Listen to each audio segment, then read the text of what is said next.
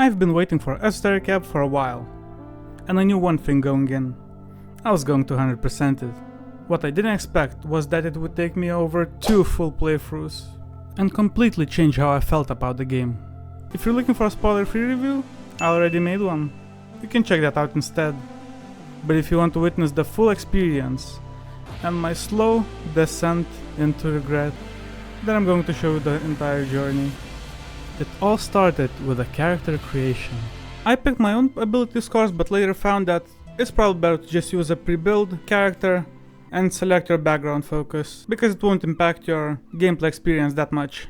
The goal quickly becomes apparent. I am sent in to investigate the explosion at the heart of the city before the election day. What is more, they call me the weakest cleric, which I of course take personally. Day 1 begins with Cleric waking up in some sort of lair, and this is where we get our first achievement too. But my happiness doesn't last long, as I start touching the corpses laying around, and that downs me to 0 HP. If you succeed death saving throws, you get 1 HP back and are able to continue, but you get exhausted. Exhaustion works as a debuff because it subtracts the exhaustion value from your rolls. Next, I get another achievement for removing the bad apples from the bunch. After going upstairs, we meet a local mortician named Viscan. He looks kind of suspicious, but he explains how we got here. Some fishermen found Cleric in the water and brought him here, so I started assuming that my memory loss comes from recent swimming activities. Viscan directs Cleric to the Goblin Chief Train for further information on the mission, but I act like I didn't hear anything. Instead of following my main lead, I decide to have a series of unfortunate events.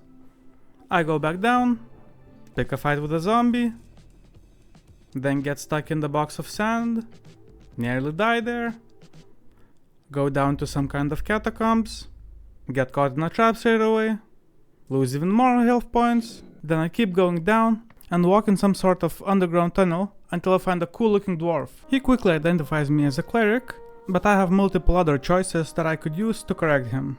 I could say I'm a cleric, I could say I'm a wizard, I could say I'm a rogue. This will be a recurring thing with most of the conversations, because I'm allowed to indulge in my delusion that I'm someone else. I identify myself as a rogue, and he says that cleric kleptomaniac does sound catchy. And I think that description perfectly summarizes my first playthrough. Axel hints at these tunnels being dangerous and suggests that I shouldn't explore solo. I take that as a game giving me hint to pursue main story for a bit, and recruit a companion before exploring too much. He also gives me a quest to find some ancient mine, and I gladly add it to my to-do list. I decide to pursue the main path and come back to Viscan's lair. I chat up Cobalt before leaving and receive a milk run quest by simply conversing about the milk. The path to the Goblin Garden is a lot longer than I expected, because I have to chat up every person I meet along the way and inspect every little thing. So as soon as I leave the lair, I see a little commotion. First, I decide to converse with the orc and find that there's disagreement here that needs to be resolved. She says that dwarves are holding gathering illegally, while they are holding firm that they have permission. Before hearing their side of story, I try to sweet talk her a little bit, but she kind of little bros me. After getting rejected, I realize I can level up. The dark dwarf in the Undercity scared me enough, so I invest a point into strength. Now at level 2, I talk to the dwarves, convince them to show me the approved document for the gathering, and find that it is out of date. It seems like the officials made mistake on purpose to mess with the dwarves, so I successfully persuade them to leave the gathering without confrontation, and both parties are left kind of satisfied. In between this drama, I do a short rest to get rid of 1 point of exhaustion. Luckily, I get a max on a hit die, and this unlocks another achievement. Before proceeding, I notice a little nest with eggs, and of course interact with it. This makes all my ability scores fight with each other, all giving me advice on what to do, which feels very familiar if you played Disco Elysium before. Another big similarity to Disco is a political setting. I didn't love the political tones and stated that I'm apolitical in most of the dialogue, but I will quickly introduce the parties anyways, just so that the vibes are a bit clearer. There are 5 achievements related to political stances that you have to select in dialogue and lean towards the idea. These are the parties that you can vote for in the upcoming election and are achievement related. Party of Norvik, they are the party of traditionalists that want to preserve the old order and religious authority. Then you have Free Striders, that are capitalistic movement that is all about economic freedom and works as a revolutionary party. They seem to be the favorites to win from what I have gathered. Next you have Asgalis, that sound like a socialist party, and their basic idea is the workers build the city, so the workers should rule. Finally you have Arcanist party, which is kind of a party of magic. They think that the most magically capable should rule. And the fifth party is not a party at all, but rather a political stance that you can lean towards in conversations and get a related achievement. With that in mind, Esoteric Ebb clearly takes a lot of inspiration from Disco Elysium, but makes its own unique game. Being compared to Disco is a double-edged sword though, because it creates curiosity and excitement, but at the same time, it raises the expectations a lot. I will share more of my thoughts on this towards the end of the game. With politics out of the way, I can finally go to the Goblin Garden, and in fact, there's a goblin just a few steps down. His name is Snell, and he was waiting here to guide me to the chief train. He calls her a dragon, which seems odd. Dragon? Being the leader of goblins? Well, I don't stress that too much right now, and follow his lead. Before talking to the goblin, I look around the garden and converse with the mushroom lady. She is a elf druid named Nessan. I managed to impress her with my primal energy by rolling a nat 20, and she tells me where I can find a good apple spell. And finally, I approach a goblin ruler, Lady Sageleaf. She has this imposing and scary aura around her. She has a look of a goblin, but her eyes make me suspicious. Lady Sageleaf shares some valuable information about the tea house incident. Explosion occurred on the afternoon and caused some minor injuries to a couple of people. One of them was called Frank, son of Frank, and he was wearing a fancy yellow outfit. His name sounds really fake, but he is our star witness we want to find and question. Lady Sageleaf sends Snell to accompany me with the investigation, and by recruiting Snell we get another achievement. Snell says that our first priority is gaining access to the tea shop. From this point, we are kinda free to investigate the incident in whatever way we prefer, and in case you get lost, you can talk to Snell, and he will give you some suggestions on what leads could be prioritized first. I decide to explore a bit and get more familiar with the area, because it feels very confusing at first. I leave Goblin Garden and arrive at Pillars Crossing. This is where Snell lives. I look around his house and then notice that you can actually finalize the quests in your log. The way it works is that when you complete a certain quest, like we did with the Orc and Dwarves Gathering conflict, you can take root and basically choose a permanent feat you can unlock.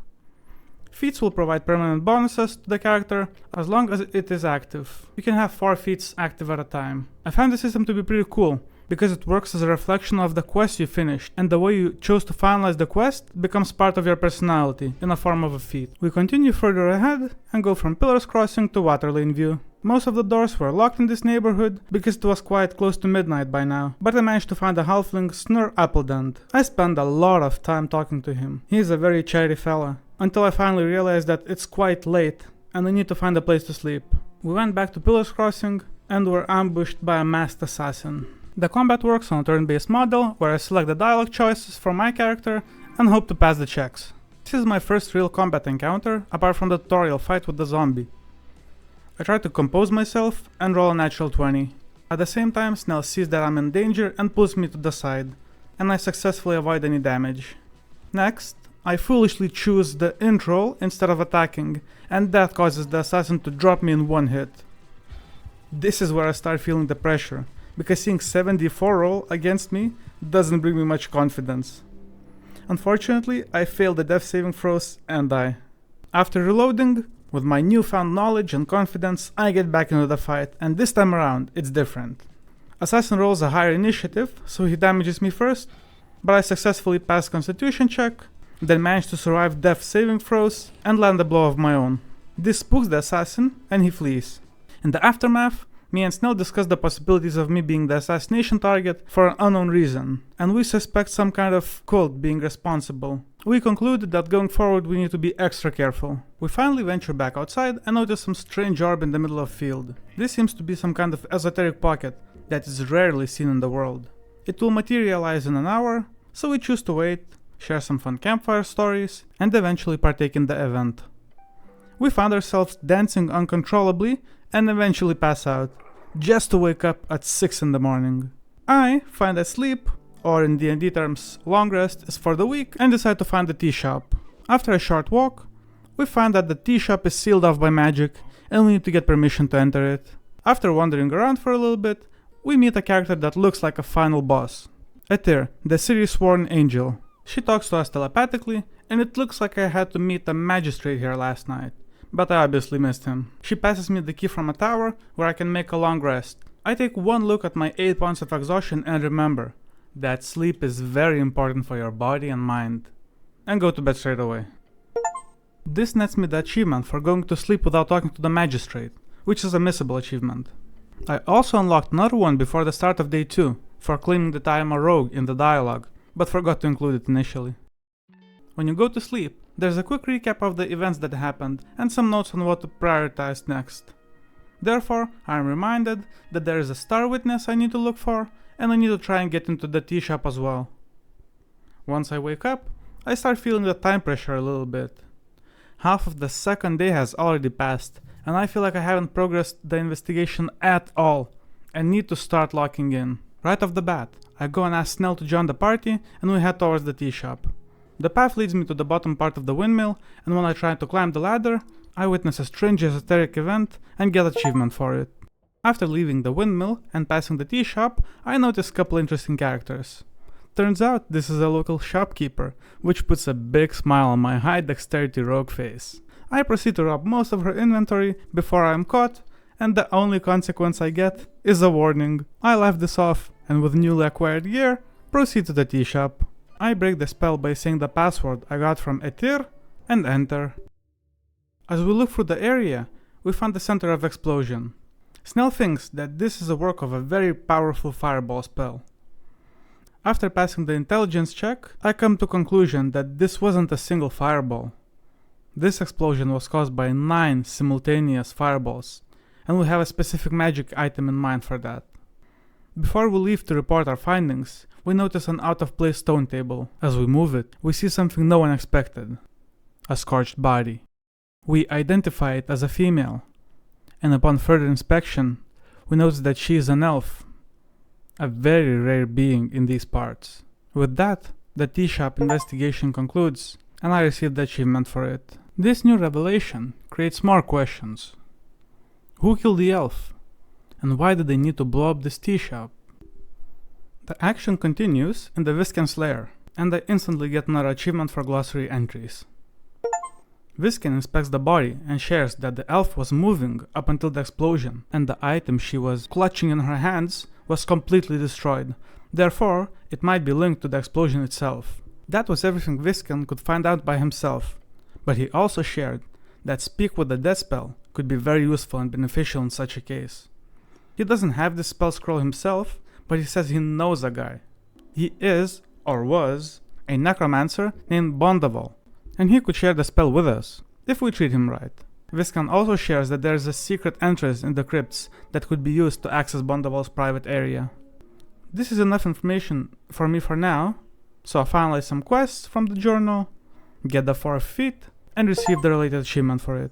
It's getting late, but I want to look for the aforementioned crypt for a little bit. Luck is on my side for once, because I spot a temple. Inside, I find a scary looking warrior named Duck, who we already saw previously in the Viscan's lair, because he was moving the elf's body. His aura doesn't stop me from stealing from him, and I receive 2 items. One is the Inflict Wound scroll, which sounds like a very useful damaging spell. Second is the Crypt key, so I'll be able to access the crypt and look for the Bondaval.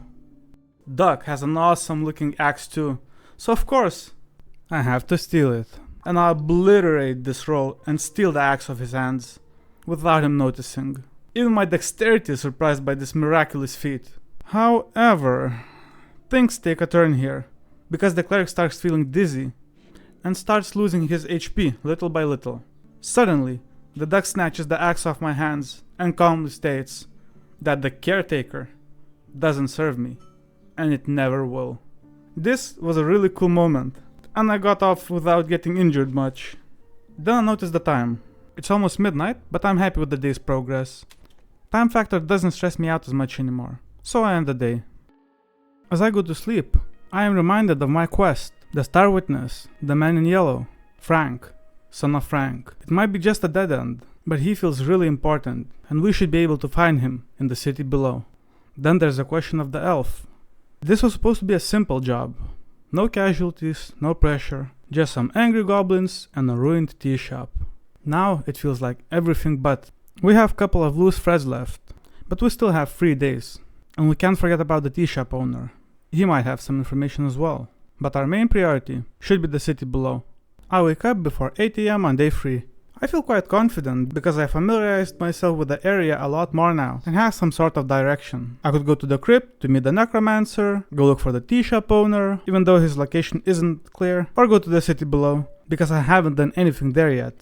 But before any of that, I need to go and recruit my best friend Snell. On my way there, I stop by the windmill and collect some kind of rod, which turned out to be quite useful later on. Finally, Snell joins me and we continue the investigation. I think this is a good time to report in with the Lady Sageleaf, so we set off to the Goblin Garden. When conversing with her, I try a few fun dialogue choices, and one of them have me roll a dice, and the result of it is over 30. This unlocks another achievement. Apart from that, there are no noteworthy updates that happen, because when we tell her about Elf's death, she just says that our goal is now updated and we need to bring a responsible party to justice. With that out of the way, we go to the crypt. While looking for a secret entrance, we encounter Skeleton and start a combat encounter. Unfortunately, Skeleton has a higher initiative and strikes first, dealing me 5 points of damage. I have a few options to choose, one of them being hugging him.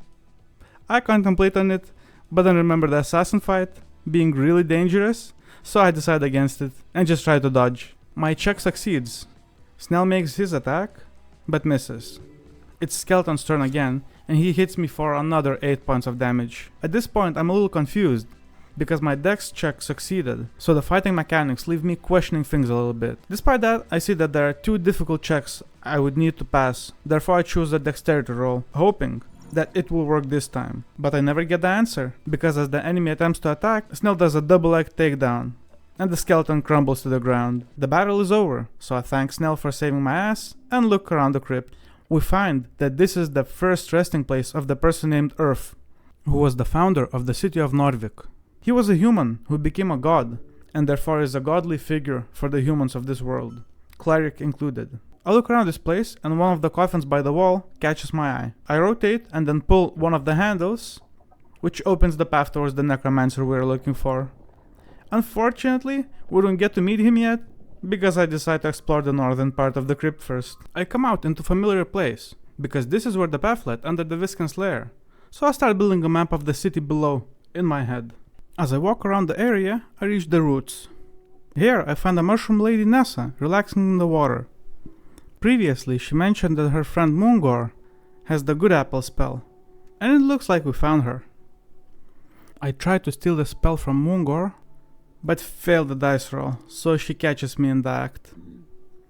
She grips my wrist tightly enough for me to lose 2 HP.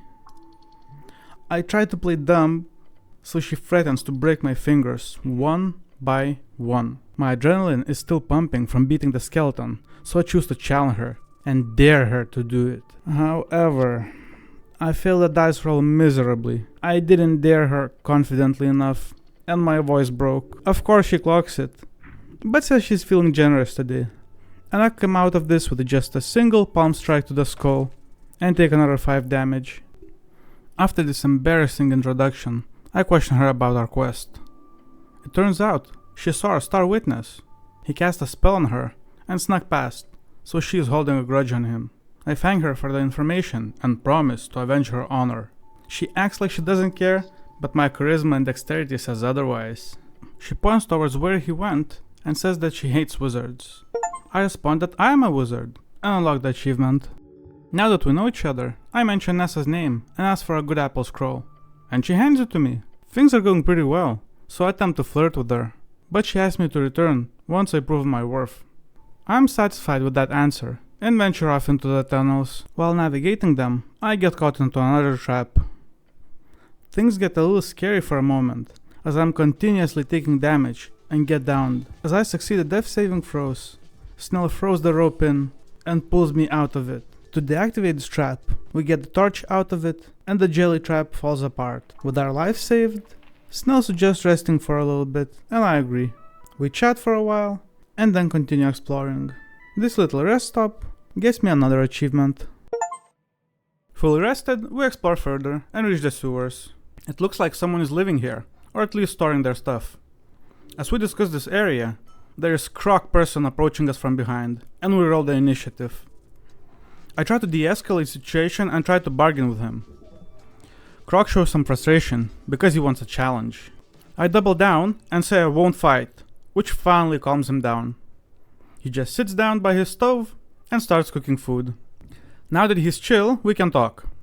His name is Kraid, and he hunts in the sewers. I ask him about our star witness, and Kraid has indeed seen him. He directs us towards the southern caverns to look for the secret entrance. I follow his directions, walk past the roots, and enter the southern caverns. As we continue on, we find a yellow, fancy-looking hat, which is a good indication that we are on the right path, because the witness was described as wearing all yellow, fancy clothes. Shortly after, we get ambushed by some abomination and enter the combat. This roper creature catches me straight away and starts trashing me all over the place. As I'm getting ragdolled, I lose HP over and over, until I eventually brute force myself out of his grip. This doesn't stop the roper, as he lunges towards me and connects. I get downed, but succeed death saving throws. While all of this is happening, Snell fights the roper heroically, and finally, hits the bullseye, defeating the monster. I'm very glad to have Snell as a partner, because this is a second combat encounter in a row where he does all the heavy lifting, and I contribute nothing. I guess putting no points into strength is catching up to me. With the monster felled, we reach some sort of ancient shrine. Upon closer inspection, I realize that this is the shrine that the red-haired dwarf Axel asked us to find. And there's another thing. There's a slot in the shrine that could fit some kind of gemstone, so there's another mystery we could potentially solve here. But before any of that, I want to get rid of the exhaustion caused by that roper, so I perform a short rest. Well rested, we set off towards Axel, because I want to share our findings here. We approach Axel and tell him about the shrine. He rewards us with a pickaxe of secrets, and we part ways. The next objective I have in mind is the talk to the dead spell, so I go back to the crypt. As we turn corner, we find a skull laying on the table, surrounded by gemstones. The necromancer is nowhere to be found, so we discuss the situation with Snell. Suddenly, Skull starts levitating and talking back to us. It introduces itself as Necrolord Bondaval. Turns out he knows about me already, because Viskin informed him in advance. In order to learn Talk to the Dead spell, I need to do Necromantic Attunement, but I fail it. I'm quite mad, so before I leave, I steal Emerald off his table. What does he need gemstones for anyway? Next, I figured that we did a lot of good work today, so we can explore the area and meet more people of this world. That's when I notice an open entrance to the Drunk Sphinx, which was closed previously, and go inside. It looks like it's a local tavern that most of the people spend time in during evenings. I try talking to Vera, who we helped on day 1. After our initial encounter, she asked me to hand out some petitions to sign around the local businesses, and we see her doing the same thing. Unfortunately, she can't speak now as she's in a rush, but she asked me to meet her in Waterlane after I'm done with my part. Next, I talk to the tavern keeper. Good news! She heard tea shop owner talking about his escape plan, where he would sneak into a crate and ship himself off to Reeds. This is a quite good hint, so we'll keep that in mind. Finally, the most impressive creature we see is a Sphinx. She is a lady of the house, Alzis, Vault Guardian. She gives me a riddle to solve and promises me access to her vault. Also, she gives me a hint, saying that the answer is not something I should say, therefore, not a dialogue choice. I get the tavern key so I could come back before work hours to solve this riddle. One of the conditions, though, is that I have to come alone, so that Snell wouldn't learn the answer to the riddle. Excited about this, I end the day and go to sleep. This time, my dream only reminds me of the place below, so my main focus should be the city below and finding my star witness. I begin the day 4 by talking to Atir. I am trying to get to know her better, so we talk for a bit, and she agrees to join me while underground. For recruiting her, I get the achievement. Her help is great news, because combat was pretty hard so far, and I only managed to get by with Snell's help, so having extra backup is really nice. Talking about Snell, I can't do anything until my best buddy is with me, so I'll go and recruit him. With Dynamic Duo back together, we can continue the investigation. I go to the Waterlane first to meet Vera. I see she's not alone, and she asked me to speak to this strange celestial being. This is Ambassador of the Golden Horde. He explains that their organization have been watching me and want me to become their spy in exchange for protection. I'm afraid to decline off the bat, so I just say that I'll consider it. Next topic of discussion is the contracts I've been handing out for Evira. Celestial informs that changes have been made, and they don't want free trade anymore, because Golden Horde wants to control everything. I managed to persuade him to reconsider, because they will need help from our free city, and he accepts it in the end. This finishes the quest and unlocks the achievement. As a thanks, Vera lets me go into the warehouse and take whatever I want, but I feel like I have no time for that. I need to finish the investigation soon, so I go to the city below. I meet up with Etir by the pillar, and 3 of us continue exploring tunnels, with the hopes of finding the secret passage. When going further north, we see a vision of the elf, who disappears as we make a turn. However, a secret door opens in the wall. We go into opening, and get ambushed from behind by a familiar assassin and start a combat encounter. Snell has the highest initiative, and he lands a blow first. Then it's my turn, and I succeed a strength throw. I grab a handful of dirt and moss and toss it right at the assassin's chest. Being dirt, it does no damage to the masked one, but he does seem rattled by the experience at least. Assassin uses some kind of dark magic and puts a hex on me. Next, I move closer to the attacker, as I try to consider the nature of his magic. Conclusion is clear, my enemy is a warlock, and I'm being attacked with eldritch blasts. This means that his weapon is a hexblade. While I'm assessing this information, I get hit with another eldritch blast, and that puts me at 2 HP. Snell sprints forward, and tries to slide tackle enemy's legs. Assassin jumps, but Snell manages to catch his ankle, so he tumbles to the ground. He is in vulnerable position, and I decide to disrupt the esoteric string of the dagger. I fail the dice roll, and that string damages me instead, so I die after failing death saving throws.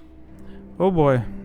Let's try something else. Second time around, I start first and choose to close the distance immediately. Snell manages to land a blow on Assassin again, and the best part, the masked one tries using the Eldritch Blast again, but this time around, I'm close enough to see him prepare it, and dodge it in time. Now that I'm in close range, I try to disarm him. His dagger pops out of his hand and hits the ground, causing him to panic.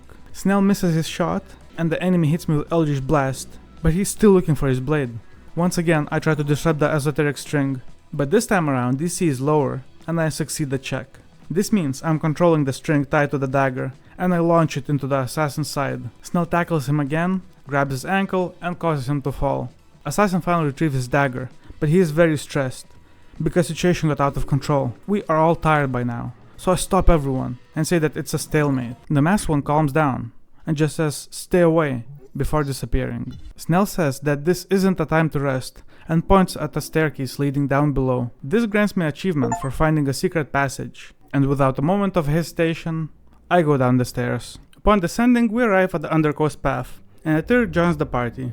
The only way forward is through the labyrinth, so we enter. It is not an actual gameplay area, but instead a navigation via dialogue choices. So we advance a little bit and get attacked by some skeletons. I begin by trying to analyze their movement patterns and deduce that they are moving together and are coordinated. Therefore it is enough to disrupt one and others will get disrupted too. This information helps because Snell tackles the middle skeleton and that confuses the others. However, this doesn't stop them for long, as 3 of them rush towards me. 2 of their strikes hit, but I manage to survive with 1 HP after rolling a natural 20 on death saving throws, while the other one misses. Etir strikes 3 at once and connects, but that doesn't kill them. My next move is to charge them. I run into a cluster of skeletons and manage to defeat 2. 5 more are standing. Snell gets close to one of them and kicks him into the other 2, which creates a cluster. It's their turn again, and skeletons launch multiple attacks towards me, which puts me at 0 HP. I roll death saving throws and survive. Etir sees this, comes to my help, and deflects a couple of blows aimed at me. Next, she catches multiple skeletons on her magical attack, but they are still standing. This makes it clear that we can't fight these numbers, so we successfully retreat and manage to leave the labyrinth. We continue exploring Undercoast Path and find a strange ice area. There is someone frozen solid inside of it, and I would love to help them, but I am at 1 HP and 1 exhaustion already, so I decide to do a short rest first.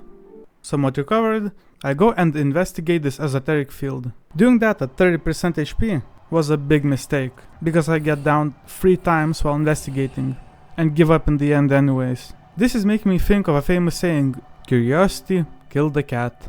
Bruised and exhausted, I follow along the path. We arrive at the bridge and see a huge troll sleeping on the path. Behind him is a cage with a person inside. The guy is wearing yellow clothes, which makes me think he's the star witness we've been looking for all along. I am at 13 HP and 2 exhaustion, which doesn't bring me much confidence. However, I pass a dexterity skill check and sneak closer to the cage. Etir points out that the movable rod I found by the mill is useless to me, so I can use it as a trap. This is great news because I could use as much help as possible. Therefore, I place the rod under Troll's foot. I have a quick word with the prisoner, and he advises on using Earth's name when fighting Troll because he is scared of my god. Now, with all the bases covered, I wake the Troll and start the combat by breaking his toe.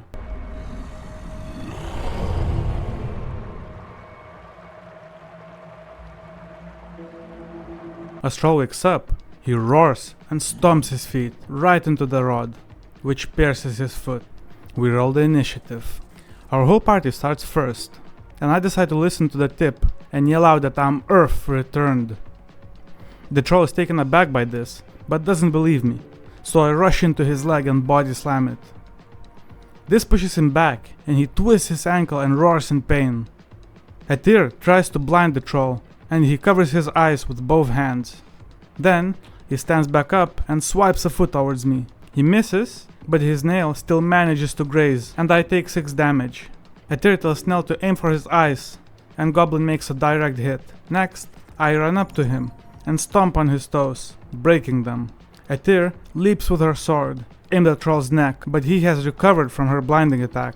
So he grabs her out of the air and slams her to the ground. She is still alive, but badly injured.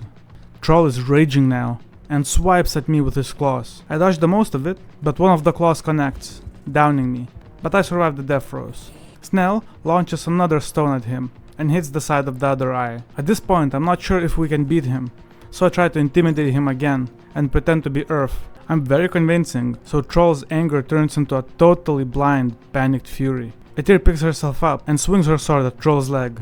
The Troll Gorgalash roars in response, swatting wildly at both me and Etir. He reaches towards me with one hand, but it turns out to be feint, and his actual attack is a stomp. I get crushed under him, and as I try to get up, I fail death saving throws and get a game over screen. Second time around, everything up until the point of my death is pretty much the same. The main difference is, I managed to get up after getting stomped. I tried to channel Earth through me, but I failed the dice roll. However, from the corner of my eye, I see Etir. She slams into the Troll, which makes him lose his footing completely, and lunge forward. I see the perfect opportunity, as he is close to the ledge, to tackle him, and he falls down into the waters below. This grants me the achievement for defeating the Troll.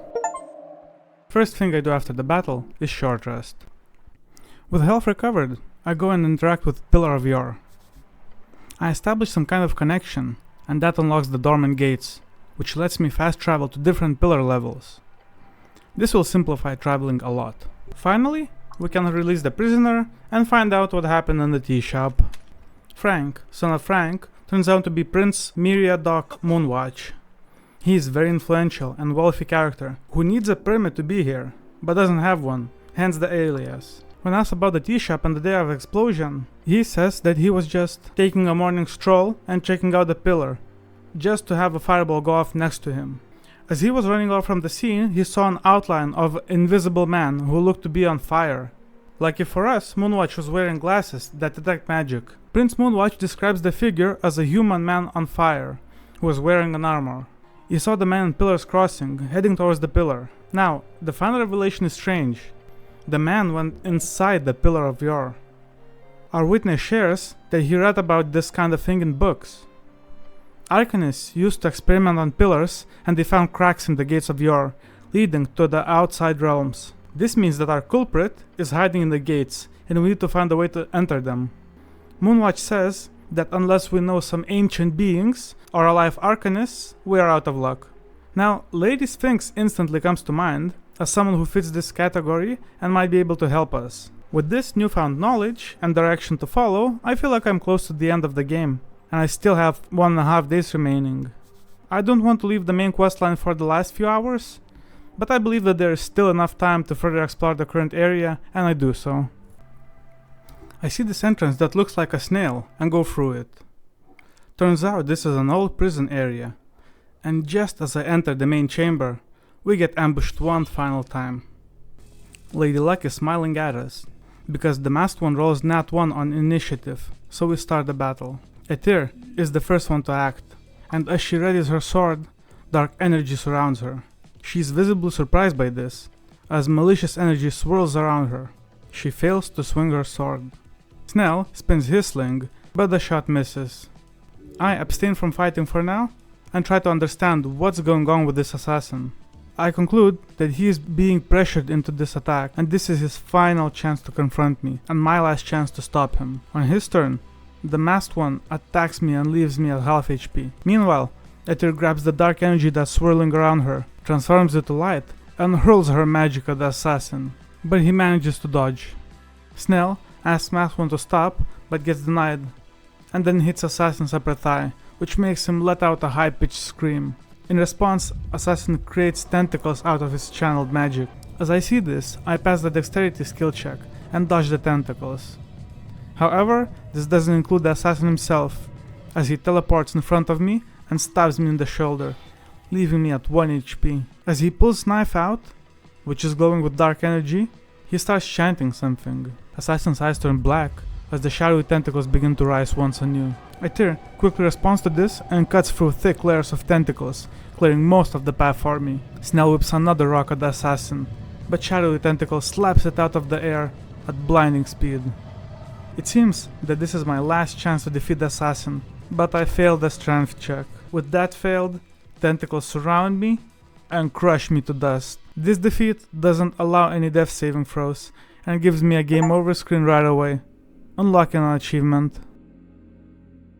My second attempt plays out similarly, but this time around, my strength skill check succeeds. I rush towards the assassin and land a couple of clean strikes. Assassin loses the dagger together with mask and collapses. With the fight over, we approach, and I realize that the person who was hunting me was a young girl. Snell suggests taking her to the dungeon, but Etir interjects. As we remove her hood, we find out that she is the daughter of the Magistrate Who.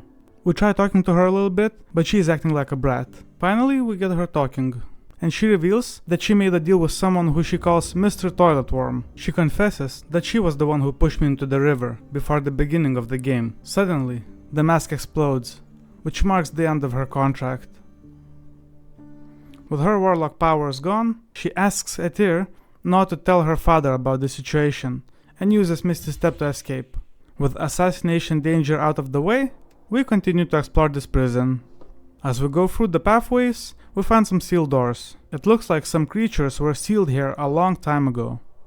Now, at this point, I'm not actually sure if the game will end in 5 days, because I was promised a lot of dates after election day.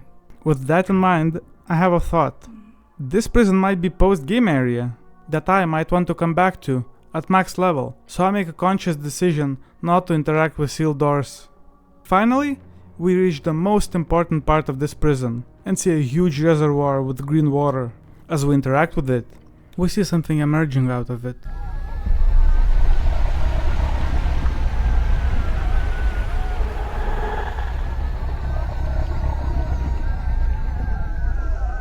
He greets me by the name, and I think that we are in the presence of our Miss Assassin's contractor himself. We all understand that this monster is out of our leagues, so we approach him peacefully. He responds that he treats us as equals, and we have nothing to fear. His name is Everglad, and he calls himself a merchant of knowledge. Every time he replies to something I asked, a very ominous feeling passes through my body. Despite that, I decide to ask if he has a license for this pool. I am a government official after all. To my surprise, Everglad says that he does, because he bought it under his legal name, and if I want to, he can prepare the required documents for me in 5 to 7 office days. I believe that this is a perfect example of what Esoteric Ebb does the best. It has a really strong comedic writing, and it shows in a lot of different conversations, and it usually catches me off guard. Now, to get on with our conversation, Everglad confirms that he was indeed the one who made the warlock pact with the girl who tried to assassinate me. Then, he says that a slot for the contract is now open, and I could make a pact with him. I replied that I'm interested, even though I'm really not, because I have a bad feeling about this. But first, I want to figure out why he wanted me dead, so I ask him directly. Everglad replies that this is valuable knowledge, and I would need to trade some kind of secret that he doesn't know, if I want to learn something important. I pass a charisma check, and make up a secret, which is only half true, and he is happy with it. In exchange, I ask for a reason of targeting me. He tells me about Blood Tongue prophecy. Long time ago, some scribe had visions of many deaths on election day. Everglad wishes Ebb to end, therefore he picked the side of rogue spellcaster that we are hunting. If spellcaster has more time to prepare, there's higher chance of the prophecy actually happening. But once I entered Everglad's chamber, he realized that he backed the wrong side and wants to support me instead. So now, he wants to see Esoteric Era happen, and is fully convinced that I will be instrumental in bringing that. I have some more flavored dialogue with him, and he mentions a couple of interesting things I could do after the election is over, but nothing else of note here. Finally, I ask him about entering Pillar of Yore. He replies that the gates can be passed, but he will not help me unless I sign a contract with him. I don't want to do that because I don't trust him, so we say our goodbyes and leave the prison. At this point, I have 1 day left until I have to finish investigation, so I want to tie up some loose ends. First thing I do is come back to Waterlane, because I want to find the tea shop owner. We heard about his plan of shipping himself from an innkeeper, so I want to investigate Freeze Rider's warehouse. Agent Vera allowed us to go and loot it previously, when we finish our quest, so we should be able to do that uninterrupted. We go into warehouse, loot it a bit, and then open a big, suspicious looking crate. This turns out to be a hiding place of a tea shop owner, and I unlock the achievement for finding him. He confesses that he was running a smuggling business on the side with Freeze Riders. He left tea shop to look through the wares, and he heard the explosion. I asked about Freeze Riders' connection to this affair. The owner said that Elf was information broker and was selling something to Freeze Riders. Elf was supposed to meet the Freeze Riders freelancer, the Hag. Owner says that this is all the information he knows himself. If we want to find out more, we should talk to Freeze Riders, or dwarfs, because the elf was hanging out with dwarfs the most. We end the dialogue by letting him go, and head towards the inn, where we can find dwarfs during the late hours of the day. First person I talk to here is a taverner. I inquire about the hag, and it seems like she knows something. I succeed a charisma check and manage to persuade her into talking. Turns out, the hag resides below the tavern. All we need to do is speak the words "slow a snail" before jumping into well, and we'll be fine. While here, I try talking with dwarfs too, but they are way too drunk at this point, so I can't get anything useful out of them. The last thing I remember before proceeding is that I need to solve the Sphinx riddle. Tomorrow will be the last day to do so I need to make a mental note. Finally, I go towards the well, speak the magic words, and jump in. We arrive at a different part of Northern Caverns, and after walking for a while, we reach a strange looking house. As we enter Liza's place, we see the hag by the cauldron. She looks friendly enough, so we ask her about the tea shop. She says that she is not responsible for the explosion. We already know what happened in the tea shop more or less, so we don't get any new useful information from her, just some character relation stuff. We learn that Elf was a highly likable individual and was friendly presence in all circles, until she started working for Freeze Riders. She started selling out her friends and made a lot of enemies. I also ask her about divination magic that she does. I want to learn it if possible. She prepares some bones and asks me to try and read them. I do so by passing a wisdom check and manage to read them well. Hag is utterly impressed by my ability, and I unlock the augury spell, which allows me to see some outcomes from the near future. This also unlocks an achievement for learning a spell from a hag. I can't learn anything else of use here, so I leave her area. As I walk through the caverns, I find a strange esoteric book. I can enter any book's name in it, and it would turn into that book. I need a specific edition of Book of the Mind for a quest, so I enter that name. However, the book doesn't materialize, but the path opens instead. I enter the living library, and as I reach the bottom of the staircase, I take the book that I was looking for. In that moment, some spectral lights blind and stop me in my tracks. I am informed that I can't take this book because it is very rare, and if I want it, I need to exchange it for something just as rare. I try to figure out the rules of equal exchange here and unlock the achievement for rolling dice 250 times. I conclude that I could use my voting card. This actually works. which catches Snell by surprise. I explain to him that it has a huge value, because this is the only vote I have in the first ever election, and that creates a high sentimental value. Snell looks at me like I have maximized my stupidity stat. He replies that I can just get a new voting card and it isn't that big of a deal. I was not aware of that, and leaving library feels strict, so he tries to stop us from leaving. Library tries few different things and finally shows off a cover of Best Nudie magazine in Nordic, which is banned in every official district.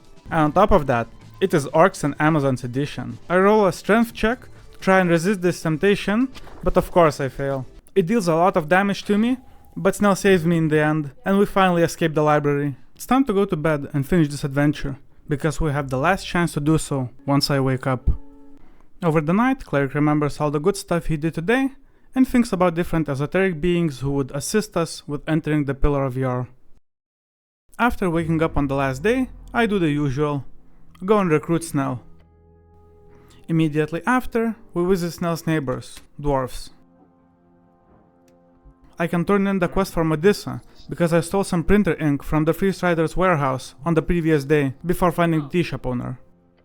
I find our familiar dwarf Alphaz arguing with Medusa about some publication she wants to make. I intervene and give her some advice that calms her down. I can finally hand over the ink, which concludes this quest and gets me another achievement. Next, I travel to the water lane and find a kobold from Lich's lair on the corner of the street. He gives me a quest to do a milk run and sell milk to rich individuals for ridiculously large sums of money. He says that if I am unable to sell it, I will have to pay him from my pocket. I smell a scam here, so I choose to decline, and the quest concludes before getting started. However, the reason for coming here was to turn in the book quest, so we go to Snor's Appledant's apartments and give him the book. As Appledant looks through it, Cleric senses a strong esoteric force coming out of the book, and I reach out to protect others. Something enters my mind, who introduces themselves as Lord Scholar Cividix, the writer of the book. The dude is pretty rude, and he's treating me like a simpleton. So I want to ask him something interesting fast, and then get out of this experience. I say that I am Cleric, and ask for some insight about the gods, and this unlocks another achievement. He replies that gods are the relics of the bygone era, and we shouldn't think about them. We don't have anything else to talk about, so I let him leave my mind. Me and Appledon have a quick recap of what happened, and then I leave.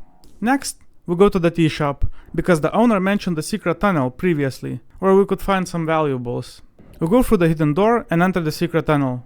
There are quite few items to loot here, most noteworthy ones being a bag of holding, which I will be using for the achievement later, and ginger drink, that improves constitution permanently.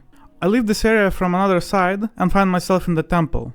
I decide to make a quick trip to Bondaval because I still need to talk to the dead spell. This time around, I manage to attune with necromancy, and Bondaval coughs up the spell scroll.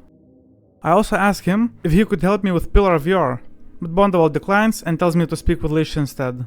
I leave Bondaval's chambers and go towards the roots, because I need to speak with Moongor. I stop halfway to check the use of Bag of Holding.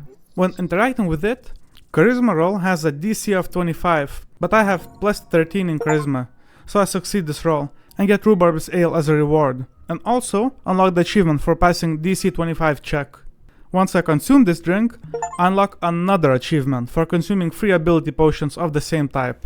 Now, more charismatic than ever, I can chat with Moongor. I tell her that I found the man who charmed her, and punch him in the face to avenge her honor.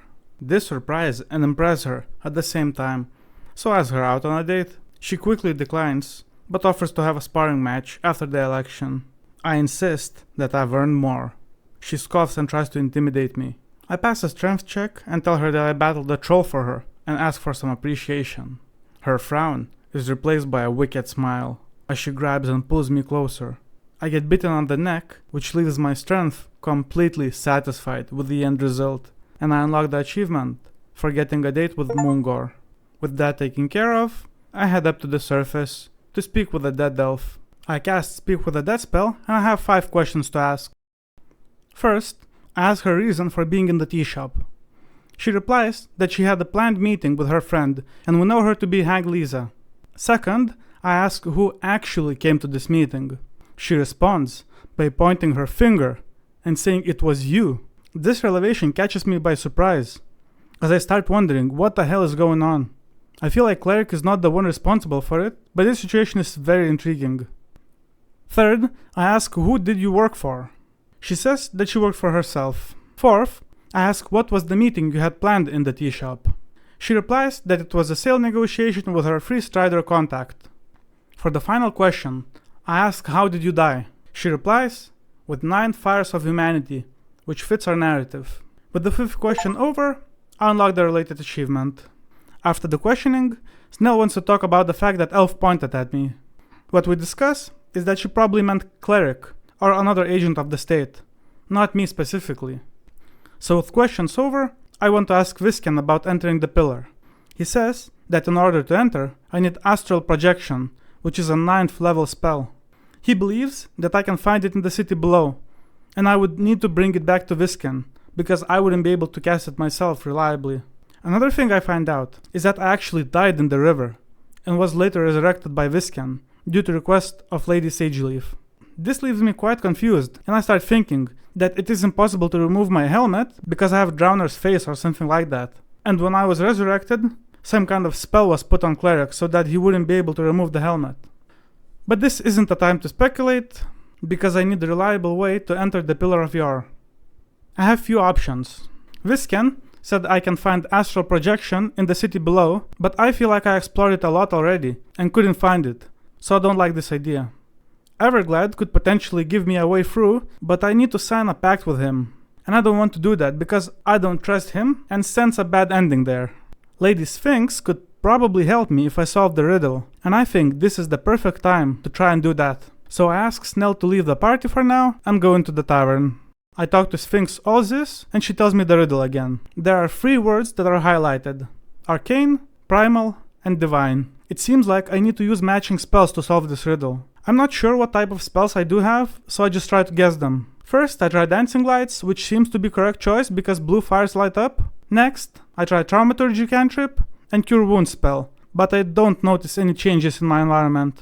Finally, I try another cantrip, Druidcraft, which unlocks the entrance. With this, I can assume that Dancing Lights and Druidcraft can be used. I'm just unsure about the third option. I also think that they can be done in any order, because I did 4 in total and it didn't reset. With the vault open, I enter the Beyond and loot a small chest.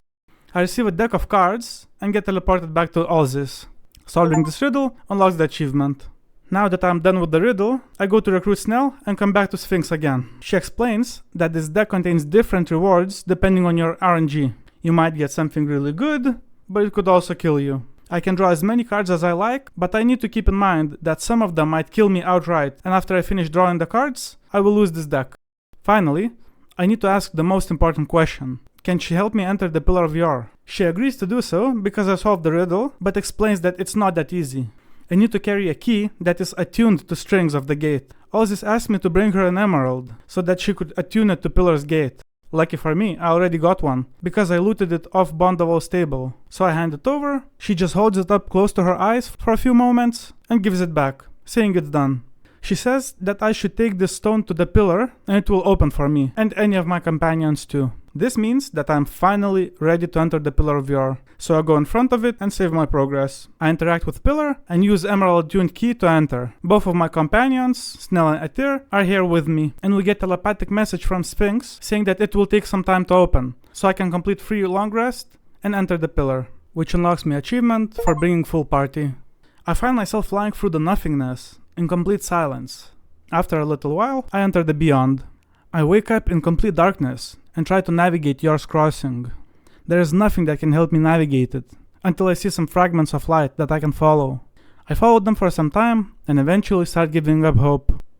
Suddenly, I see strange lights above that helps my eyes adjust. In the distance, I see a pillar of light and move towards it. I arrive at a strange location and meet an old man here. He introduces himself as Knut the Cobbler. I ask, what are you doing in Beyond? He replies that he died and have been here for years. He knows about the man that I'm looking for and asks me to take care of him. So I proceed further and see the man in armor ahead. Turns out, our rogue spellcaster is actually a paladin. Lord Gorm, hero of Norvik, has been missing for weeks now. He says that he needs my help, and I also notice his corrupted arm. Now, get ready for some political information dump. I found it very confusing initially, but it is a bit clearer now after writing everything down. Gorm says that state has fallen because Lord Patriarch Ensam was struck by a feeble mind spell 3 years ago, and it was covered up. This means that Lord Patriarch is a puppet of magistrates, and they hide it because they don't want to lose their position of power. He also mentions that Earth left instructions with guidelines for transfer of power in the eventual death of Ensam. The plan was for government to oversee the electoral process for 2 years, and at the end, permanent government had to be chosen by people. Ensam was ready to step down and retire. That would start the election process, and that is why he was feeble-minded. Gorm believes that only freestriders would benefit from this attack, so he investigated them.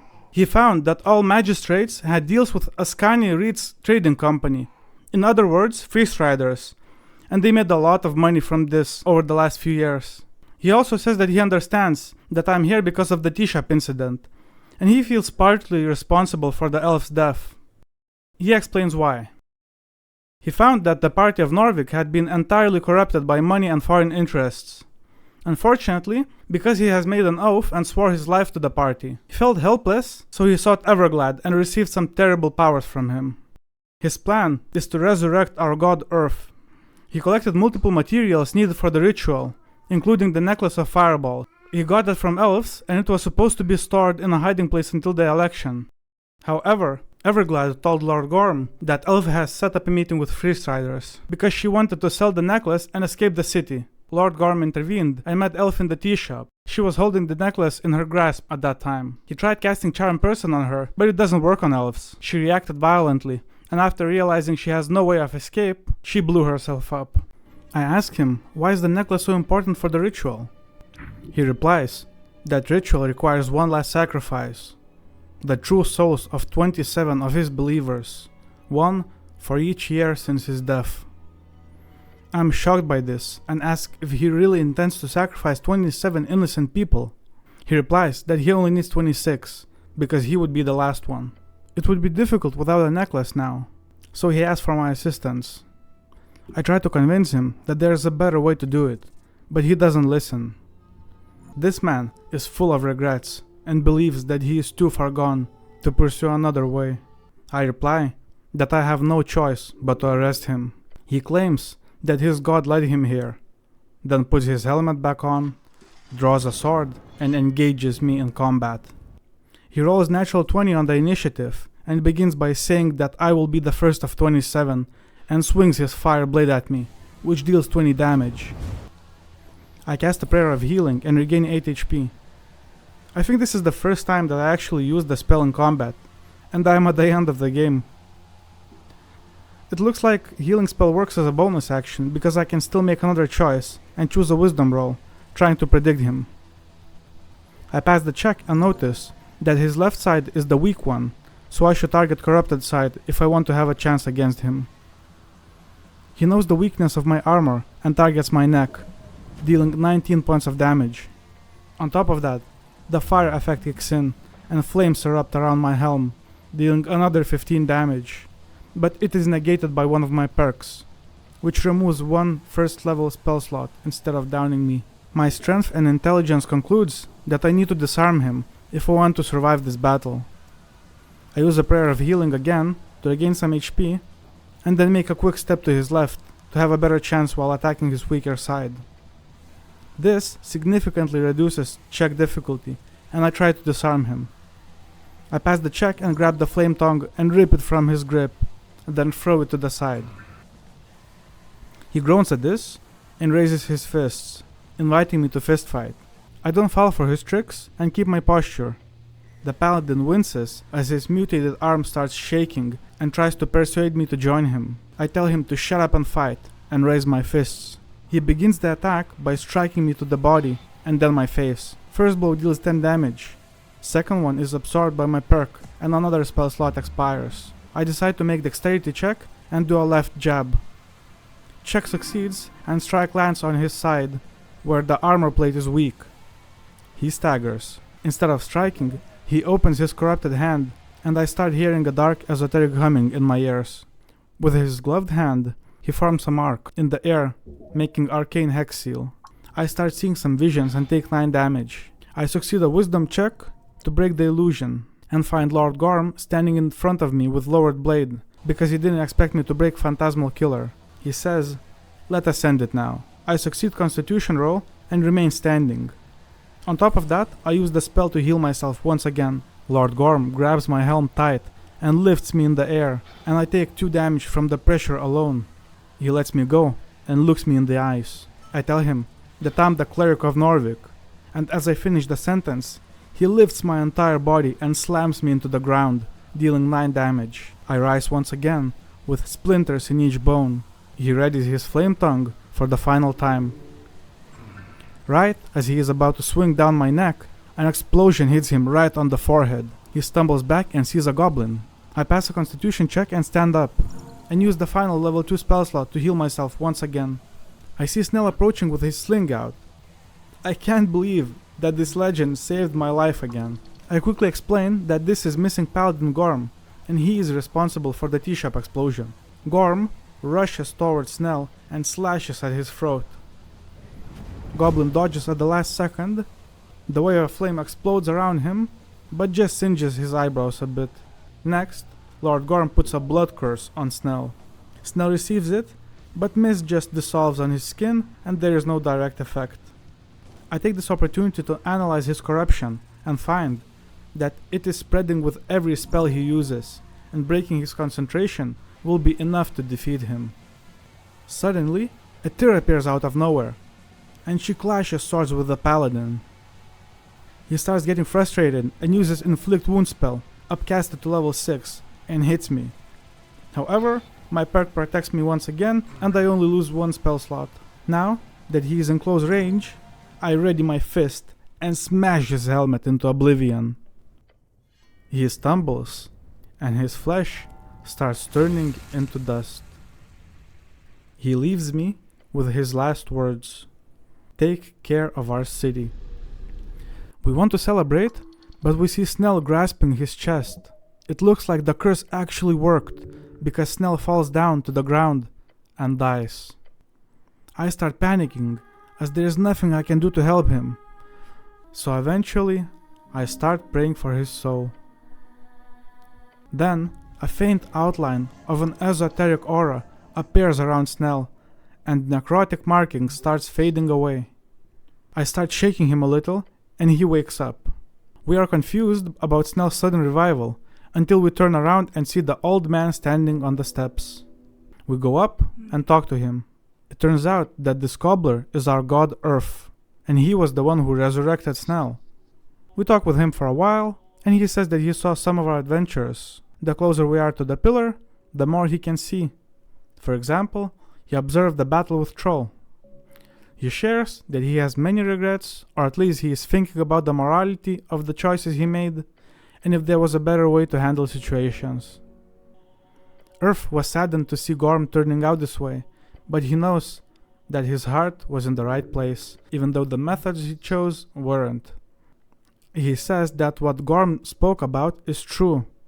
There is a conspiracy of freestriders, the magistrates are bought, and Asgals are undermined. He says that he actually foresaw this happening because the gods can see outcomes in the strings.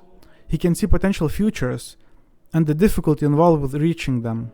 It is not divine providence, just probabilities. All of the choices that Urth made over his life were aimed at giving higher chance of survival for his people. At some point, he started questioning who are his people. In the end, he chose Urthfolk and exiled dwarves and focused on increasing the odds for their security and ideals, no matter what. Snell is unhappy hearing this, because Urth was responsible for killing off most of Goblin race, so he confronts Urth. They have a long back and forth, and eventually Urth says that in the end he decided to spare Goblin race because he took a gamble. He gambled on a path where humans and goblins could live together in peace, instead of never ending their fighting. He signed a peace treaty with Goblin leader because this path had the highest odds of survival for both Urthfolk and goblins. He ended the conversation with Snell, trying to empower him, to be example and the leader to his people, and lead them to brighter future. Next, Urth has a quick conversation with Etyr, asking her to stop worshipping him and start living her life, set out high ambitions, and work towards achieving them. Finally, he talks with Cleric, Ragn. He says that he remembers my prayer I used to repeat at the end of hard days. It was such a simple prayer, and that's why it stuck with him. There was one thing Ragn has been asking throughout his entire life, and it never changed, not even once. Earth promises me one thing, that there is a string to follow, one where my prayer is finally answered. He says that he is proud of me for the man I have become and for the man I will be. Earth leans in and says softly that I'm not alone. Finally, he says it is time, election have begun, and sends us back to the central street of Tolstad, and I unlock the achievement for reaching election day. Snell informs me that there's plenty of time to vote because polls close at 9 PM, so we have a half a day to spare, and we should definitely do a couple of things at least. Report to Lady Sageleaf and talk to Magistrate Who. But before doing any of that, I need to heal up. I quickly go through the apples and unlock the achievement for consuming 66 apples. When going through my inventory, I also find a deck of many things. I forgot to use it after receiving it, so I might as well try it now. My intelligence says that according to legends, whenever I draw a negative card, I should always draw one more, and then stop. I draw a very first card, which turns out to be Skull, and it looks like I die. I speak with the death itself, and persuade her to keep me alive, and she agrees to do so, as long as I win a rock paper scissors game. I manage to win, and snap back to reality. I tell Snell that I met Death just now, and then draw another card. This one says Jester, which is the best card in the deck, and it gives you advantage rolls on everything. This will definitely come in handy in the next playthrough. I choose to ignore my intelligence and draw another card instead of stopping. It says Donjon, and I'm sent to jail and get the game over screen. Second time around, everything plays out the same, but I stop after drawing Jester and lose the deck in the process. All the characters are gathered around the central area of Tolstad, and Lady Sageleaf is no exception. We report everything we have done, and she is happy that we resolved the quest. I also see Mushroom Lady nearby, and decide to talk to her too. She keeps talking to Tree, who she calls Lord Pooh, and I eventually ask her what their relationship is. She admits that she is stringing him along, because this old tree enjoys attention. By learning that, I unlock the related achievement. Next, we go towards the temple and meet Magistrate Darrow. We inform him on what happened with the tea shop and Lord Gorm. Darrow is glad that it has been taken care of and thanks us on behalf of the city. Finally, we join the queue and get ready to vote. We talk about the adventure we had until it's finally time for us to put our voting cards in. Before I do that, I want to get another easy achievement. So I'll put 50 of my items into deep storage until the achievement pops. Then, we approach a ballot box. Snell pulls out a voting card and hands it over to me. He snagged one on our way in because I lost my living library. Then, unceremoniously, he drops his own voting card into the box, casting his vote. Now it's my turn, but before I can cast it, Snell asks me about the prayer Earth mentioned. I reply that every single night I used to pray for just one friend, which is very reasonable. Snell agrees and we laugh at that. Then he leaves the temple and I'm left alone with a pencil in my hand. I decide to vote for the Asgalis Workers' Party because that was the last thing that Earth suggested to me, and drop the voting card into the box. With that, we reach the ending of a game, and I can finally summarize some of my thoughts. First run took me about 20 hours. Esoteric Ebb is a pretty unique game that does a lot of things right. The characters are interesting, the writing is generally funny and lighthearted, and the tea shop investigation was one of the highlights. There are multiple ways to progress depending on which leads you decide to follow, and that flexibility works really well.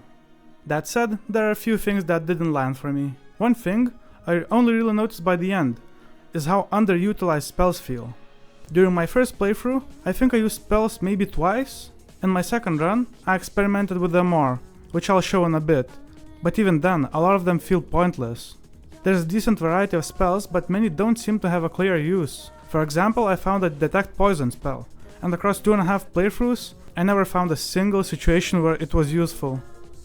It's not a big issue, but it's a game set in a D&D style world, so it feels a bit off. The other thing I struggle with is actually a major part of the game, but this just might be a me problem. The story is heavily focused on politics. Personally, I tend to dislike politics in games because it often feels overly complicated, without adding much to the experience. Here, almost every character has a long political dialogue chains. I usually try to exhaust all the dialogue options, but this time I burned out before even reaching the halfway point. Eventually, I started skipping through political conversations, but that created another issue, since it made it harder to understand character motivations and faction dynamics. Honestly, I think the game is much easier to enjoy if you focus more on the characters and their relationships, rather than trying to fully engage with the political side. With that said, Esoteric Ebb was still worth playing. It's not a game I'd necessarily go out of my way to recommend to everyone, but I do think it's worth the price, especially since most of my issues come down to my personal preferences, and that's where I landed after my first run. Before starting the second one, I checked my missing achievements and decided to reload my last save, to clean up a few remaining ones, right before entering the Pillar of Yore. First, I head down to the city below to share a meal with Croc. He fancies himself a chef, and offers me these cursed sausage-looking things called Slogdogs. I pass a constitution check and lose 3 HP. But apparently they're insanely nutritious because I get a lot of healing and unlock the achievement for it. Next stop, the prison. Now that I know there's no real endgame, I decide to remove every single seal and see what happens. Most of the cells just have some flavor dialogue, nothing too interesting. But after ripping all 4, something finally changes. The snail folk prisoner gets released in the main chamber. His name is Isk-Urum, Court Puller, and he casually mentions that he's been locked up for over 1,000 years. I ask him about the Gates of Yore, and he just hands me the staff that should help me with entering it. Then I ask if he has any spell scrolls he could share. He lists few quite cool ones, but I basically go, nah, give me something even better. So after thinking for a second, he hands me a wish scroll, which grants me another achievement. And on top of it, he also gives me everything else he mentioned. Astral projection, detect secrets, healing spells, because why not? Next, I go after an achievement tied to the deck of many things. I find a dock worker behind the Free Strider's warehouse. I ask him if he knows what it is, then immediately convince him to draw a card. He pulls it, gets insanely rich, and my deck disappears. He shares some spoils with me, and drops me a casual 1,000 crowns, which unlocks another achievement. After that, I go back for a companion I completely missed, MEEK. Turns out I forgot about the door in the city below. So I come back, roll a nat 20, and just break it open. This is one of those moments where, knock would have been useful if I actually prepared it. But despite that, I go inside, and I see a chest. I do investigation and find that a sign above the chest is a mimic. I talk to it for a bit, and somehow convince it to join my party. Boom, another achievement unlocked. Now that I got some money, I head back to Tolstad and talk to the merchant. Her inventory doesn't have anything new, but while talking to her I say that I'm apolitical and it unlocks the achievement. Turns out this was the 12th time I said it. I feel like the money I have is burning my pockets, so I have to spend it somewhere. That's when I decide to go to the tavern. I see a musician playing music by the door, and I just dump 1,000 crowns into her bowl, because apparently that's also something you get achievement for. Before starting the second run, I clean up one last snail-related achievement in Pillar of Yore. When facing Lord Gorm, I have to join his side, so Snell appears and confronts me. He tries to persuade me to stop, but I don't listen, and we roll the initiative. I go last, which is exactly what I need for another achievement. Lord Gorm goes first, but he just sits there and watches. Snell attacks me with his sling and hits me for 9 HP. On my turn, I refuse to act and just stand there. Snell jumps on my back, wraps his sling around Cleric's neck, and I just let it happen. Cleric dies. This unlocks the achievement. I also farm out an incense-related achievement by using level 1 Bless, and then replenishing those spell slots with incense. Easy. Now that I've already experienced the story once, second run is less about discovery and more about understanding how the game actually works. The main goal for this second run is to reach election day without entering the tea shop for the achievement. I'll also be focusing on quests I missed and cleaning up remaining achievements. 2 of the most annoying ones are RNG based. Roll double nat 20 and double nat 1. To maximize my chances, I plan to solve the Sphinx riddle as early as possible, ideally by day 2. With the Jester perk, every roll is an advantage, which improves the odds significantly. With that in mind, I start the run. I go with a Strength and Wisdom Cleric, since I had low Strength in my first playthrough. Right from the start, I have one job. I need to die here for the achievement. So I go to fight a zombie in the starting area, but it fails to kill me over 10 times. It gets a bit tedious, so instead I inspect a nearby crate. I get trapped in the sand, and because I already have maximum exhaustion, I can't survive the damage rolls. I unlock the achievement by dying. After that I decide to restart the game, because I actually want to focus on spells this run, something I barely used previously. So I create a new character with high intellect and high wisdom, turning my cleric into what I'd call a feeble genius. I loot the lich's place a bit, and then go meet him. This is the first time I noticed that I can actually roll checks to learn more about characters through beholding. I roll 21 on Viscan and reveal his full character sheet, which is really cool. It's also funny that he's listed as an entrepreneur. Without doing anything else, I start the conversation. I ask him 3 to 4 specific questions in order, so I can trigger different responses and unlock some glossary links. Then I scroll back up and click through all the links in order until I unlock the achievement for 10 consecutive glossary clicks. I think having high intelligence and high wisdom helps here a lot, because it lets the character actually expand on what's happening and understand more details. Next, I go to the temple because I need to defeat the skeleton alone for the achievement. I talk to the duck, get inflict wounds, and steal the crypt key. I prepare the spells at the shrine nearby and enter the crypt. The skeleton, which was a serious fight in my first run, gets completely deleted. 1 inflict wounds, and it's over. Achievement unlocked. It's crazy how different the experience becomes with just one spell. From there I do some questing, but most of it is the same as my first run, so I won't dwell on it. Eventually I meet Snell again, who leads me to Lady Sageleaf. In the Goblin Garden, before speaking to her, I do a behold roll. I immediately nail a natural 20 and reveal her full character sheet. I'm not fully sure, but I think this might be required for her achievement. We go through our normal dialogue and Snell joins the party. Then I talk to her again and ask what she really is. Her eyes light up and she tells the goblins to leave, including Snell. She asks me what I see. I tell her she is an actual dragon. She's surprised by this and threatens me not to reveal it to anyone, but at the same time clearly enjoys the fact that someone knows. We talk about her role as a leader of goblins, and she shares that she originally intended to use them as slaves, but over time grew to genuinely care for them, like her own children. At the end, she asked me to bring Snell back after the mission is done, so he can know as well. That unlocks her secret-related achievement. This interaction really made me appreciate her character a lot more, because her motivations become much clearer. Now we move into day 2. At this point I've already solved the Sphinx riddle since I did it early on day 2. With Jester perk acquired, I'm now actively working towards the RNG achievements. This is also where I start focusing on the 20 death saving throws achievement. It has to be done in a single playthrough, which makes it harder than it sounds, because you can't just farm the same encounter. My strategy is to stay at low HP, so any damage triggers death saving throws. It also helps to have a decent max HP, so that I can accumulate exhaustion while still surviving enough rolls. I start this process with the assassin encounter. I try to give her as many opportunities as possible to trigger down states. I get downed once and roll a natural 20, so I avoid exhaustion, which happens a lot with Jester advantage.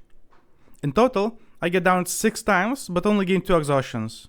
Then I move on to skeletons in the labyrinth and the troll near the pillar. The skeleton fight adds 4 successful saving throws and 4 exhaustion. The troll fight adds another 4 saving throws and 3 exhaustion. In total, that's 14 death saving throws across just 3 encounters. After that, I continue picking up smaller ones, and eventually I reach 20 after trying to pet a massive snail. Honestly, this one sounds worse than it is. It just needs some planning and setup. Shortly after that, I nearly die to a roper. It looks bad for a second, but I can cast spells. Inflict wounds again solves it instantly. At this point, spells have completely changed how I approach combat. Another major discovery this run is Viscan's mystery questline. After passing a wisdom check, I uncover something unusual about him, which unlocks the Lich House Blues quest. I talk to 3 NPCs who accidentally confirm they work for him. I confront Viscan with this information. He tells me to return alone after midnight, so I remove Snell from the party and go back. Inside, I find Viscan with Kobold, Duck, Raz the Goblin, and Croc from the sewers. He wants me silenced for what I know. I argue that I'm more useful alive, and he agrees, but only if I swear an oath to serve him. I accept, and the quest concludes, unlocking another achievement. This feels like a big moment, but doesn't really ripple outwards much after. Later, I steal a ledger from the Free Strider's base at night. I sneak in through the window, and pass a dex roll to open the safe. The ledger confirms what Lord Gorm said. The election is basically meaningless. Nordic Sports will be handed over to Ascani Reed's company after the vote, meaning the Free Striders control everything regardless of outcome. I plan to deliver this ledger next day, but I get interrupted by the assassin ambush. On the day 1 encounter with her, Grease spelled the trick and made her fall down the river. I hope she doesn't learn from her mistakes, so I cast Grease, and she slips straight into the water again. Same trick, same result. Spells really carried this run. The next day, I hand the ledger to Nationalists. And for completing the quest, achievement unlocks. They realize the scale of corruption, and decide to pass this ledger to Modissa for publication. This nicely ties back to earlier resistance interactions at Waterlane, where I'll help mediate between them. Now they actually work together, which feels like a proper payoff. As I continue, I speak to the tea shop owner and unlock the nationalistic achievement, until finally we reach the election day. Snell mentions that we completed the investigation without entering the tea shop, unlocking our intended achievement. This second run takes about 11 hours in total, including the earlier achievement cleanup and the new characters. At this point, I should be at 100%. But there's an issue. I originally played Esoteric Ebb a bit like Disco Elysium, treating political dialogue as meaningful identity choices. Instead of that, I should exhaust all the political dialogue choices with all the characters I meet, because they have no impact on the cleric himself. And what's really crazy is I still haven't gotten double nat 1 or double nat 20 properly across 2 runs, which is starting to get frustrating. But I leave that for the final stretch. I decide to start farming them from my day 2 save. I start the ambush encounter and roll a double nat 20 on my very first attempt. After that, I rescue a frozen NPC from the earlier event. It turns out to be a small mushroom boy trapped in some kind of magical situation. He doesn't have much going on, but I can still progress political dialogue with him. Then I unlock one of the 3 remaining political achievements by speaking to the Star Witness about Free Striders. After that, I go to the tavern and talk to Axel, where I declare I'll vote for myself as a true God Wizard King. Sphinx is nearby, so I talk to her about Asgarism and unlock the final political achievement. The last one remaining is double nat 1. I spend a long time reloading the same assassin encounter trying to force it. During this, I actually get double nat 20 2 more times. Then, I finally roll it on a death saving throw. But achievement doesn't pop. At this point, I get seriously mad, because description just says roll double nat 1, so it should work on all of my rolls, and for some reason my death saving throw was not counted. I stop playing for the night and make a frustrated post on Steam asking if anyone else experienced the same issue, because I feel like this must be a bug. The next day I try again, this time using normal skill checks instead of death saves. I finally get it and reach 100%. Then immediately uninstall the game. This last stretch for the 5 achievements took 4.5 hours and was very annoying. And I believe my frustration showed in my spoiler-free review. To summarize, upon 100% completion, my perspective on Esoteric Ebb changed. The second run was generally more interesting than I expected. Using spells properly, discovering new interactions, and understanding systems I missed before made the game feel deeper. But it also exposed some issues. My political choices don't really affect the cleric or the world in any meaningful way, which makes those achievements and dialogues feel disconnected. Compared to something like Disco Elysium, where ideology shapes your character, this feels superficial. A lot of quests also raise questions but don't really resolve them. You learn about corruption, pacts and conspiracies, but rarely see lasting consequences. Even the Viscant Pact feels like it should matter more than it actually does. It creates the feeling of choice without much real impact. I find this to be a missed opportunity, because you have a DM talking to you after the credits roll about some of the things you did. In my case, he talked about me getting 3 different dates. I think that section could have been expanded to show how my questing impacted the future of the city or the character lives. I don't mind doing 2 runs for the achievements if the game has more to offer, but chance-based achievements ended up feeling more frustrating than rewarding, and this level of forced randomness didn't really add to the experience. Overall, Esoteric Ebb is still a yes, but I think the best experience is a single focused playthrough. If you explore naturally, engage with dialogue, and follow curiosity, the game shines. Once you start chasing completion, the cracks become much more visible. I'm curious though, do you have a game you really enjoyed that you'd want to see me take all the way to 100%?